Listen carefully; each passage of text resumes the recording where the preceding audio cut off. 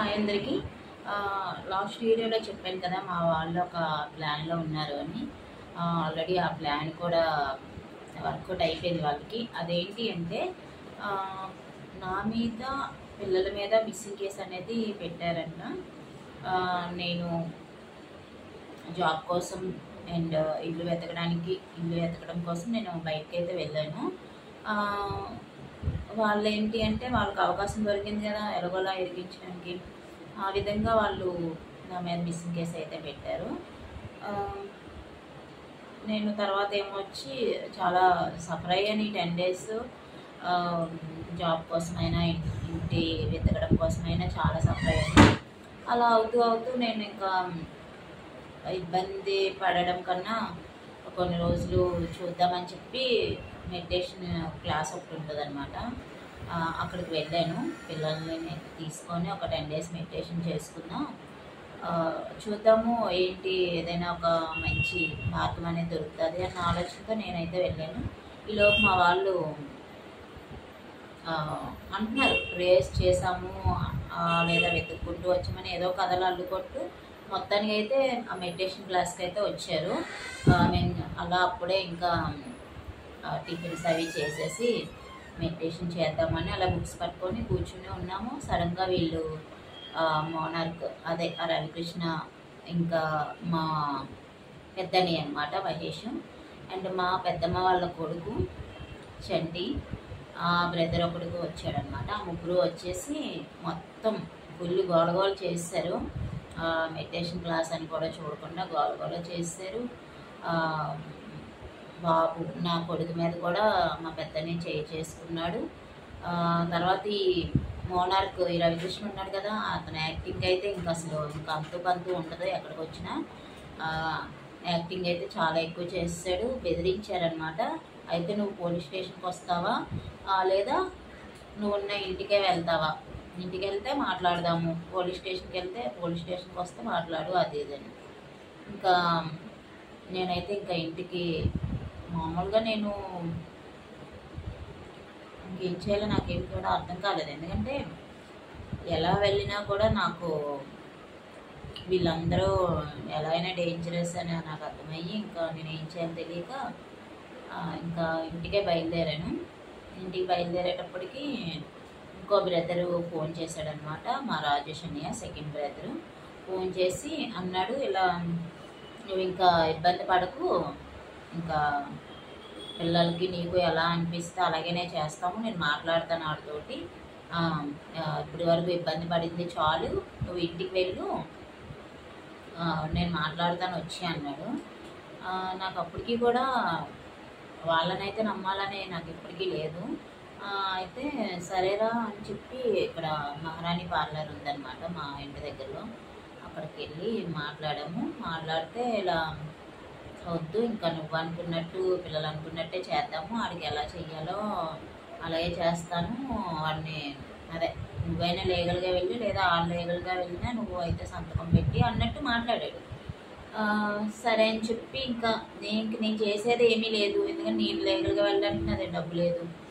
అలాంటి స్టేషన్లకు వెళ్ళినా ఆల్రెడీ పోలీసులు అందరూ వాళ్ళ చేతుల్లోనే ఉంటారు కాబట్టి ఇంక నేను ఏం మాట్లాడినా మా వాళ్ళందరూ కూడా అటువైపు, ఎందుకంటే ఇప్పటికీ కూడా మా పెద్దన్నీలో మార్పు రాలేదు, ఇంకా ఆడివైపే ఉంటూ మా అమ్మ అనేది అప్పట్లోని నాది ఇది నా 4 గాజులు అమ్ముకొని నేను డబ్బులు కడుతున్నాను, నేను ఇచ్చాను, ఆడిచ్చేదేంటి ఆడిపెట్టేదేంటి అని మా అమ్మ మొన్నటి వరకు మా అన్నీళ్ళు మా అమ్మ అదే మాట అనేవారు. నిన్న అక్కడ మెడిటేషన్ క్లాస్ దగ్గర సార్తో ఏం చెప్తున్నారంటే, మా ఇద్దరం కలిపి ఇచ్చామండి, మా బావ మా అమ్మ మేము కలిపి ఇచ్చామండి అని చెప్పి మా పెద్దన్నయ్య అతనితో ఒకలా చెప్తున్నాడు. అసలు ఎవరు ఏం చేస్తున్నారు అన్నది ఇంకా వాళ్ళకే తెలియాలండి. ఇంకా నేనైతే ఇంకా ఏం చేయలేనని నాకు అనిపిస్తుంది. ఎందుకంటే ఇప్పుడు దొంగ చేతికి తాళాలు మా ఇంట్లో వాళ్ళు అందిస్తుంటే ఇంకా మరి నేను ఇంకెంతకని ఈడు దొంగ అని చెప్పగలను. నేను దొంగ అని చెప్పినా ఆడొప్పుకోడు, ఆడు ఒప్పుకోడు. మా ఊళ్ళ ఆ దొంగని పట్టించరు, ఏ పోలీసులకు కానీ ఏ లాయర్లకు కానీ ఏ కోర్టుకి కానీ ఆ దొంగని అయితే పట్టించరు. మళ్ళీ ఇప్పటికీ కూడా ఏమంటున్నారంటే పిల్లలకి ఎలాగోలాగా ఆడే పిల్లలు చూడకపోతే అవ్వదు కదా, పిల్లలకి ఎలాగోలాగా ఇచ్చేస్తాం మేము, నీకంటూ ఏ ఇబ్బంది లేకుండా చూస్తాం ఆడ నుంచి అది ఇదని అంటున్నారు. కానీ ఆడు చేసిన తప్పులు ఉన్నాయి, చుట్టూ ఆడు చేసిన తప్పులు ఉన్నాయి, ప్రూఫ్స్ ఉన్నాయి, అయినా కూడా నన్ను లీగల్గా వెళ్ళనివ్వట్లేదు. ఆడు తప్పులు ఉంటుండగా ఆడు ఎన్ని ప్రూఫ్స్ ఉంటుండగా ఎందుకు ఇంకా ఆడ వెనకాల ఉండి ఆడికి ఇంకా నచ్చజెప్పి ఏదో ఆడేసి ముష్టే మాకు ఇవ్వాలి అన్నట్టుగా ఎందుకు చేస్తున్నారు అనేది తెలియట్లేదు. నన్నుగా కూడా వెళ్ళనివ్వట్లేదు లీగల్గా అయినా కానీ, ఏ స్టేషన్కి అయినా కానీ. వాళ్ళు కూడా కనీసం కొనిగో మా చెల్లి ఇలాగ అయిపోయింది, మా వాళ్ళ పిల్లలు ఇలాగ అయిపోయారు, దాని అంతటికి ఈడే కారణం, ఇప్పుడు వరకు కూడా తెలుసో తెలియక ఆడ వెనకాల మేము ఉన్నాం, ఇప్పటికీ వాళ్ళు ఇంత రోడ్ల మీద పడాల్సి వచ్చింది అంటే అది కారణం వాడే అని చెప్పి అన్ని పోలీసులకు అప్పచెప్పట్లేదు, ఏ కోర్టుకి అప్పచెప్పట్లేదు, ఏమి చేయకుండా గాలికి తలుపు ఏమి చేయకుండా మళ్ళీ నాకే నచ్చి చెప్తున్నారు. నన్నే ఇంకా ఒక ఛాన్స్ ఇమ్మంటున్నారు. ఈ ఒక ఛాన్స్ ఇవ్వు, ఈసారికి అయితే మట్టికి ఇంకా మీరు ఇబ్బంది పడకుండా మేము చూసుకుంటాం, ఇంక నువ్వు ఏమి ఇబ్బంది పడకు, పిల్లలు కూడా ఏమి ఇబ్బంది పడకుండా మేము చూసుకుంటాం, ఆడితో మాట్లాడతామని అంటున్నారు. కానీ ఆడిని బట్టికి ఏ పోలీసులకి అప్పచెప్పట్లేదు, ఏ కోర్టుకి అప్పచెప్పట్లేదు. మరి ఎందుకు ఇలా చేస్తున్నారో తెలియట్లేదు. నన్నుగా కూడా కోర్టుకి కానీ స్టేషన్కి కానీ ప్రొసీడ్ అయ్యేలా అవ్వట్లేదు, చేయనివ్వట్లేదు. నన్నుగా వెళ్ళి మా ఇంట్లో వాళ్ళు ఆడ సపోర్ట్ లేకుండా ఉంటే నా దగ్గర ఉన్న ప్రూఫ్స్ అయినా కానీ, నేను నా పిల్లలు చెప్పేదైనా కానీ, నేను చెప్పేదైనా కానీ, ఏ పోలీస్ అయినా ఒకరు కాకపోయినా ఒకరైనా వింటారు. కానీ వీళ్ళు అలా నన్ను చేయనివ్వట్లేదు, ఏ లీగల్గా వెళ్ళనివ్వట్లేదు. లీగల్గా వెళ్తే డబ్బు ఉండాలి, నా అనుకునే మనిషి ఉండాలి. నా అనుకునే మనుషులందరూ అటువైపే ఉన్నారు, ఆడివైపే. డబ్బు కూడా నాకు ఇప్పుడుకి వచ్చి అంతకుముందు నుంచి రెంట్ కట్టలేదు, స్కూల్ అదేంటి ఆటో ఫీజు కట్టలేదు, మళ్ళీ క్రికెట్ ఫీజు, ఏ ఫీజులు కట్టలేదు, కట్టడానికి డబ్బులు పంపించలేదు, తినడానికి కూడా మొన్నటి వరకు డబ్బులు పంపించలేదు. మళ్ళీ రీసెంట్గా వేశారనమాట వాళ్ళు. ఇప్పుడు మళ్ళీ నిన్న మా రాజేష్ వచ్చి అన్నీ చక్కబెడతాను అన్నట్టుగా చెప్పేసి కొంచెం రేషను కూరగాయలు అన్నీ ఇచ్చేసి మళ్ళీ ఇంట్లోనే పెట్టేసి వెళ్ళాడనమాట. ఏదో చేస్తాను అంటున్నాడు, మరి ఏం చేస్తాడు అనేది తెలీదు. ఏదో మాకే మంచి చేస్తాను అన్నాడు, ఏమో నిజంగా మంచి చేస్తే ఇప్పటికైనా అన్నదమ్ములుగా ఉన్నారని నేను అనుకుంటాను. లేదు అంటే ఇంక నేనేం చేయడానికి కూడా లేదు. ఇంక వాళ్ళ చేతుల్లో మా చావైనా బతికైనా ఇంకా వాళ్ళ చేతుల్లో పెట్టాను, ఇంకా వాళ్ళ ఇష్టం అనమాట. ఇంక నేను చేయడానికి అయితే నా చేతుల్లో ఏమీ లేదు, మనుషులు లేరు, డబ్బు లేదు నా చేతుల్లోని. ఇంకా వాళ్ళు ఏదైనా చేస్తే ఇంక వాళ్ళ కర్మ, ఇంకా మా ముగ్గురిని ఏం చేసినానా. మేమైతే వాళ్ళు ఏమైనా చేసినంత వరకు మేమైతే ఏం చేసుకోము, వాళ్ళు ఏమైనా చేస్తే అది వాళ్ళు చేసినట్టే. మాకు ఏమైనా కూడా ఇంకా వాళ్ళే కారణం, మెయిన్గా అతను కారణం అవుతాడు. ఇదైతే నేను పదే చెప్తున్నాను, ఎందుకంటే మీరు అన్ని వీడియోస్ వింటే తెలుస్తుంది ఎన్ని మాటలు మార్చాడో, ఎన్ని రకాలుగా మమ్మల్ని ఇబ్బంది పెట్టాడో, ఎన్ని రకాలుగా నిందలేసాడో. ఇప్పటికీ కూడా తప్పు ఒప్పుకోవట్లేదు. నిన్న కూడా అడిగినప్పుడు సార్ అడిగారు, సార్ ముందు నేను పిల్లలు కూడా అడిగినప్పుడు కూడా మీ మీద ఏమీ పెట్టలేదు బాబు, మీ పిల్లల మీద నేనేమీ అనలేదండి అని చెప్తున్నాడు. ఆ రికార్డులు కూడా ఉన్నాయి, పిల్లల మీద ప్రాణహాని ఉంది అని నిందలేసిన రికార్డు కూడా ఉంది, కానీ ఏమీ వేయలేదని అంటున్నాడు. ఇంత యూట్యూబ్లో పెట్టినాడు భయం లేదంటే నేను ఇంకేం చేయలేను. ఇంకొకటి ఏంటి, ఇంకేదో నేను అడిగితే ఏమో నాకు గుర్తులేదు మర్చిపోయాను అంటాడు. మాట్లాడితే మాట్లాడితే ఒప్పుకోడు, మాట్లాడకపోతే మాట్లాడడానికి రాలేదు, తలుపులు ఎలకడం ఉంటుంది, తలుపులు తీయలేదని అంటారు. తలుపులు తీసి మాట్లాడి కొన్ని ఎక్కడో నేను దొరికినప్పుడైనా ఎదురుగా మాట్లాడినా మాట్లాడదు, నిజాలు ఒప్పుకోడు. ఇంక ఏం చేయాలి ఇంకా అలాంటి అందుకే ఆలిగే వదిలేశాను. ఎవరి డబ్బు ఎవరు తీసుకుంటారో, ఎవరు మేనేజ్ చేసుకుంటారో, ఎవరి మాట ఎవరు కామ్ అవుతారో, ఎవరిని ఎవరేం చేసుకుంటారో అనేది నేను ఇంకేం చెప్పలేను. వాళ్ళందరూ మా ముగ్గురిని ఏం చేస్తారో, మాకు జీవితాన్ని ఇస్తారో లేదా మా జీవితాలను నాశనం చేస్తారో ఇంకా వాళ్ళ ఇష్టమే. నేనైతే చేయలేను. నేను ఇంక ఈ రోజు నుంచి ఇంక ఈ టాపిక్స్ అయితే నేను చెయ్యను. ఇన్కేస్ ఇంకేమైనా ఇంకా డేంజర్గా అనిపిస్తే నేను వీడియో చేస్తాను. నా వీడియోస్ అయితే నేను రెగ్యులర్గా అంతకుముందు నేను యూట్యూబ్ ఎందుకైతే స్టార్ట్ చేసిన ఆ వీడియోస్ అయితే నేను రెగ్యులర్గా ఇంకా రేపటి నుంచి చేస్తూ ఉంటాను. ఎందుకంటే ఇంకా వాళ్ళు ఎప్పుడు ఏం చేస్తారో తెలీదు. బాగుంటే ఓకే, లేదు అంటే మమ్మల్ని బాగుపెట్టే పనులు చేస్తా ఓకే, లేదా నాశనం చేసే పనులు చేసేసిన ఇంకా అదే అంతే, వాళ్ళ చేతుల్లోనే ఉంది. ఇంకా వాళ్ళ ఇష్టం, నేనైతే ఇంకేం చేయలేను. నేను బాగుంటే నేను వీడియోస్ అనేవి, నా నార్మల్ వీడియోస్ నేను అనేవి చేసుకుంటూ ఉంటాను. ఒకవేళ నన్ను ఏమైనా చేసినా, పిల్లల్ని ఏం చేసినా, ఇంక మళ్ళీ చెల్లాచెదురు మా ముగ్గురిని చేసేస్తే ఇంక నేను ఏ వీడియోస్ చేయలేను. ఎందుకంటే ఫోన్ కూడా లాక్కునే సందర్భాలు చాలా చేశారు. మళ్ళీ అదే చేసినా కూడా నేను వీడియోస్ అయితే చేయలేను కదా. అది ఎందుకంటే వాళ్ళకి ఇంత పబ్లిక్లో పెట్టినా వాళ్ళకి భయం లేదు.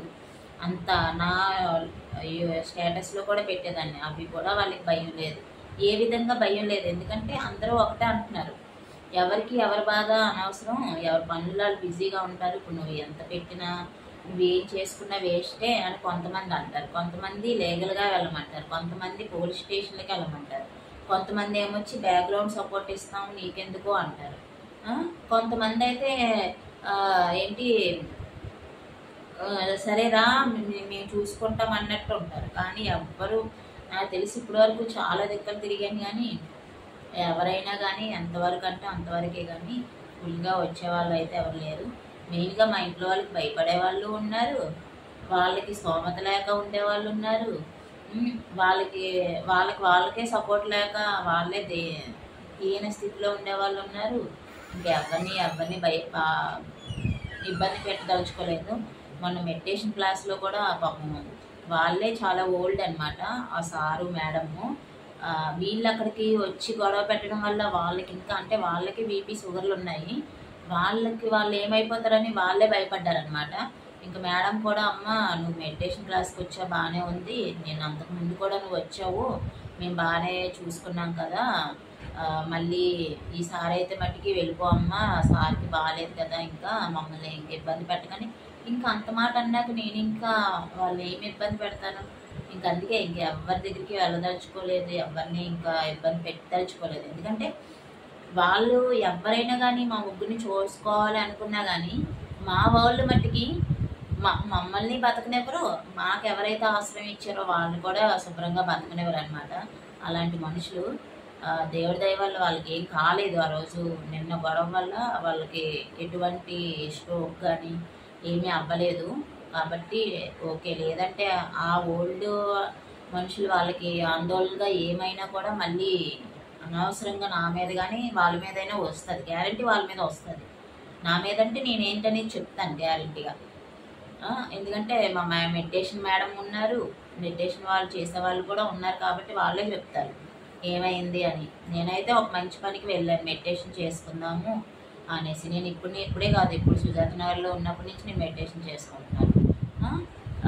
ఈ 1 year ఇక్కడికి వచ్చినప్పటి నుంచి మా మేడం ఇక్కడే ఉంటారు. మా మేడము అందరూ కూడా నాకు సపోర్ట్ చేస్తారు, మెడిటేషన్ చేసుకుంటాం అందరూ కలిసి. వీళ్ళే అంత మంచి దేవాలయం లాంటి ప్లేస్ని కూడా మొత్తం చెత్త చేసింది మా ఇంట్లో వాళ్ళు అనమాట. అలా చేశారు వాళ్ళు అందరూ వచ్చి. ఇంక అందుకే జరిగితే ఇక్కడే ఏదో జరుగుతుంది. ఏం చేస్తారో మా రాయేషన్ని అయితే మాట ఇచ్చాడు, చూద్దాం ఏం చేస్తాడో. కానీ మాట ఇస్తున్నారు, మళ్ళీ మాట తప్పుతున్నారు. ఇది ప్రతిసారి అయితే జరుగుతుంది. కానీ మాట ఇవ్వడం దేనికి అసలు? నేను లీగల్గా వెళ్తాను అన్నప్పుడు నా వెనకాల రావడానికి వాళ్ళకి ఎందుకు భయమో అర్థం కావట్లేదు. నేను ధైర్యంగా ఉన్నాను, నా పిల్లలు ధైర్యంగా ఉన్నారు. తప్పులు చేసే తప్పులు ధైర్యంగా చెప్పడానికి మా ముగ్గురు ఉన్నాము, ప్రూఫ్స్ ఉన్నాయి. ఆ తప్పులన్నీ పిల్లలకి చెందాల్సింది ఎలాగైనా చెందుతుంది. కానీ తప్పు చేసినోడు అనేది బయట పడాలి కదా, అలా బయట పడనివ్వట్లేదు. అన్ని మమ్మల్ని చెప్పనివ్వట్లేదు, వాళ్ళు చెప్పరు. ఇది ఎంత ఎదవా అనేసి వాళ్ళు చెప్పరు, మమ్మల్ని చెప్పనివ్వట్లేదు. మధ్యలో మట్టికి కామప్ చేసి ఏదో సర్దుబాటు చేసేస్తున్నారు. అలా ఎందుకు చేస్తున్నారో తెలియట్లేదు. అలా ఎందుకో అస్సలు నాకు నిన్న కూడా అంటుంటే అర్థం కాదు. నేను చెప్తున్నాను లీగల్గా వెళ్దాము, నేనైతే నోటీస్ ఇస్తాను అన్నా కూడా నా వెనక రావచ్చు కదా, నోటీస్ ఇస్తాను కదా, నేను వెనక వస్తే ఏమైంది? వాళ్ళు తప్పు లేనప్పుడు, నా తప్పు లేనప్పుడు వాళ్ళు బయటికి రావడానికి, వెనకాల రావడానికి ఏమైంది? ఇప్పుడు నాతో రావద్దు, వెనకాల రావచ్చు కదా వాళ్ళు. నోటీస్ ఇవ్వడానికి నాకు ఫైనాన్షియల్గా సపోర్ట్ చేయొచ్చు కదా. ఒక మనిషిగా ఒక అమ్మే ఉండవసరం లేదు, నాన్నే ఉండవసరం లేదు. అన్నదమ్ముడుగా వాళ్ళు వచ్చినా నాకు న్యాయం జరుగుతుంది కదా, నాకు నా పిల్లలకి. ఇంతవరకు ఇన్ని తిప్పలు పడ్డాము, ఇన్ని రోజులు తిండి లేకుండా ఉన్నాము, ఇంటి ఓనర్స్ తోటి ఇంతలా ఇబ్బందులు పడ్డాము మేము, ఇంటి రెంట్ కట్టక, బాబు క్రికెట్ ఫీజు కట్టక, అండర్ 16లో సెలెక్ట్ అయినా కూడా పంపించలేకపోవడం అయిపోయింది. వాడి లైఫ్ అక్కడ ఇదైపోయినట్టే కదా, వాడు క్రికెటర్ అవ్వాలనుకున్నది సగం పోయినట్టే కదా, సాధించలేకపోయినట్టే కదా. అండర్ 16లో సెలెక్ట్ అయినా కూడా ఆటో ఫీజులు కట్టలేదు. ఇవన్నీ అతని తప్పులే కదా, అతని తప్పులే చెప్తాము. అంతకుమించి మనం ఏమో అతని మీద ఏదో లేనిపోనివన్నీ క్రియేట్ చేయాల్సిన పని లేదు. అతని తప్పులు చెప్తాము, అతని తప్పులకి శిక్షగా కోర్టే నిర్ణయిస్తుంది ఏం చేయాలి ఏం చేయకూడదు అని. దీనికి భయపడాల్సిన పని ఏముంది మా వాళ్ళు? అదైతే నాకు అర్థం కావట్లేదు. మేము భయపడట్లేదు, నా పిల్లలు భయపడట్లేదు. ఎక్కడికి వచ్చినా ఎక్కడికి వెళ్ళినా చెప్పడానికి, మీడియాకి వెళ్ళి చెప్పడానికి కూడా మేము ధైర్యంగా ఉన్నాం. కానీ మా వాళ్ళు నాకు సపోర్ట్ చేయట్లేదు. ఏదో చేస్తాను అంటున్నారు, ఏదో మళ్ళీ ఏదో ఇబ్బంది లేకుండా పిల్లలు బాగా చదువుకునేలాగా, నేను పిల్లల్ని బాగా చూసుకునేలా, పిల్లలు నా దగ్గర ఉండేలాగా ఏదో చేసేస్తాను అంటున్నారు. మంచి అది మాట నేను ఇప్పటి నుంచో వింటూనే ఉన్నాను. మరి ఇది నాకు ఒకసారి లాస్ట్ ఛాన్స్ ఇవ్వని మా రాజేష్ అని అయితే అడిగాడు. నేను ఇంక చేసేది లేక ఇంకేమో ఇంకా అతని చేతిలో పెట్టాను, ఏం చేస్తాడో చేయని. కానీ నాకు ఒకటే మీ అందరి సమక్షంలో అడగాలనుకుంటున్నాను. ఇప్పుడు నాకు ఓకే సహాయం చేసేస్తాడు, ఏదో మంచి చేయాలనుకుంటున్నాడు, బాగానే ఉంది. కానీ మాకు చెడు చేసేవాడిని ఎందుకు అలా వదిలేస్తున్నారు? ఇంతకాలం అతని వల్ల మేము ఎంత ఇబ్బంది పడ్డాం, పిల్లలు నేను. అతను అంత సైకోగాడని అంత తెలుస్తుంది, అంత పిచ్చోడని తెలుస్తుంది, మద పిచ్చోడని తెలుస్తుంది, డబ్బు పిచ్చోడని తెలుస్తుంది, అంత సైకోగాడని తెలుస్తుంది. అవన్నీ కోర్టులో ఎందుకు చెప్పడానికి ఎందుకు భయపడుతున్నారు? ఎందుకు కోర్టు వరకు నన్ను వెళ్ళనివ్వట్లేదు? లీగల్గా ఎందుకు మేము వెళ్ళకూడదు? లీగల్గా వెళ్తే మాకు అంత ఒక ధైర్యం ఉంటుంది కదా, ఒక దండులా ఉంటుంది కదా. కోర్టు చెప్పింది ఎందుకు మమ్మల్ని వెళ్ళనివ్వట్లేదు? ఎందుకు పిల్లలకు అన్యాయం ఎందుకు జరుగుతుంది? ఆడు అన్యాయం చేస్తానంటే కోర్టు ఒప్పుకోదు కదా, ఏ న్యాయస్థానం కూడా ఒప్పుకోదు కదా. అప్పుడు న్యాయమే కదా జరుగుతుంది. ఆడిని బతులాడుకొని లేదా ఆడిని అలాగ కాలం గడిపేసేలా చేసేసి ఎందుకు ఆ బతుకెందుకు? మాకు ఆడేసిన ముష్టి బతకమని, ఇప్పటికే ఆడేసిన ముష్టే బతకమంటున్నారు, వేసిన ముష్టి తిని బతకమంటున్నారు. కానీ మా హక్కుగా మమ్మల్ని ఏం చేయనివ్వనివ్వట్లేదు. అసలు న్యాయంగా మమ్మల్ని వెళ్ళనివ్వట్లేదు, హక్కుగా మమ్మల్ని వెళ్ళనివ్వట్లేదు. ఇలా ఎందుకు చేస్తున్నారు అనేది ఇంకా వాళ్ళకే అర్థం అవ్వాలి. నేనైతే ఇది చెప్పాలి అనుకుంటున్నాను. ఇంకా ఏం చేస్తారు, రేపటి నుంచి ఏం చేస్తారు మమ్మల్ని, వాళ్ళు మాకు ఏ లైఫ్ ఇస్తారు, నా పిల్లల లైఫ్ నా లైఫ్ ఎలా ఉంటుంది అనేది ఇంకా ముందు అనేది తెలుస్తుంది. బాగుంటే నేను వీడియోస్ అనేవి చేస్తాను. ఈ వీడియోస్ కాకపోయినా కానీ నేను మెయిన్ ఫస్ట్ ఏ వీడియోస్ అయితే స్టార్ట్ చేశానో నా యూట్యూబ్ వీడియోస్ అయితే నేను చేస్తూ ఉంటాను. నేను బాగుంటే, పిల్లలు బాగుంటే ఏంటి అనేది మీకు అప్డేట్స్ అనేది ఇస్తూ ఉంటాను. మా అన్నయ్య నాకు నా పిల్లలకి ఏదో న్యాయం జరిగేలా చేస్తాను అంటున్నాడు కదా, ఒకవేళ నిజంగా అది చేసినా మా అన్నయ్య ఇంత మంచి చేశాడని అది కూడా చెప్తాను మీకు. నేను ఇప్పుడు ఇది ఒకటే చెప్తున్నానండి, వాళ్ళు నాకు అగెనిస్ట్గా ఉన్నారు కాబట్టి వాళ్ళకి నేను అగెనిస్ట్గా ఏదైనా చెప్తున్నాను. వాళ్ళు చేసిందే చెప్తున్నాను, చేయలేనిదైతే కాదు. వాళ్ళు చెడు చేస్తే చెడు చేశారనే చెప్తున్నాను, అదే మంచి చేస్తే మంచి చేశారనే చెప్తాను. సో వాళ్ళ చేతుల్లోనే ఉంటుంది. వాళ్ళు ప్రపంచానికి సొసైటీకి చెడ్డగా ఉంటారో మంచిగా ఉంటారో, మమ్మల్ని ఒక అందరిలాగే ఒక సొసైటీలో మంచిగా బతికేలా చేస్తారో చెడుగా బతికేలా చేస్తారో, మా జీవితాన్ని చెడదీస్తారో బాగు చేస్తారో అనేది వాళ్ళ చేతుల్లోనే ఉంటుందండి. ఇంకా కారణం అయితే, మెయిన్ కారణం అయితే మట్టికి మేము చెడిపోయినా, మాకు చెడు జరిగిన కారణం అయితే ఆ రవికృష్ణ అండి. అతనికైతే మట్టికి ఒకవేళ మా ఇంట్లో వాళ్ళే శిక్ష వేయరు, నేను వేయాలి అనుకున్నా కూడా, వేయించాలనుకున్నా కూడా నన్నేమి అలా ప్రొసీడ్ అవ్వనివ్వట్లేదు. కానీ దేవుడైతే వేస్తాడు, ఇదైతే నేను అనుకుంటున్నాను, వేస్తాడు. ఎప్పుడైనా దేవుడి నుంచి అయితే మట్టికి అతను తప్పించుకోలేడు, ఇదైతే నిజం. అతనికి దేవుడే శిక్ష వేస్తాడు నేను అనుకుంటున్నాను. నా పిల్లలకి నా మీద, నా పిల్లల మీద చెయ్యి పడినందుకు, ఇంతలా హింస పడినందుకు, ఇన్ని తిప్పలు పడినందుకు, ఇన్ని నిందలు అవమానాలు మేము పడినందుకు, అన్నిటికీ దేనికైతే దానికి శిక్ష అనేది పడుతుంది. ఇదైతే నేను నమ్ముతున్నాను దేవుణ్ణి. చూద్దాం ఏం జరుగుతుందో. అండ్ మీరైతే మట్టికి అందరూ నా వీడియోస్ అనేది షేర్ చేయండి. ముందు ముందు వచ్చే వీడియోస్ కూడా నేను మంచి వీడియోస్ నేను ఏదైతే చేయాలనుకున్నా నా వీడియోస్ అయితే చేస్తాను. నాకు వీలైతే నాకు అవకాశం ఇస్తే బతికే అవకాశం మంచిగా ఇస్తే నా పని నేను చేసుకుంటూ వెళ్తాను. సో నాకు అందరూ చాలా సపోర్ట్ చేస్తున్నారు. మంచి బాగా సబ్స్క్రైబర్స్ వచ్చారు అండ్ వ్యూస్ వస్తున్నాయి, షేర్స్ వస్తున్నాయి. నిజంగా చాలా సపోర్ట్ చేస్తున్నారు. వాళ్ళందరికీ కూడా చాలా చాలా థ్యాంక్స్. షేర్ చేయండి. Thank you for watching.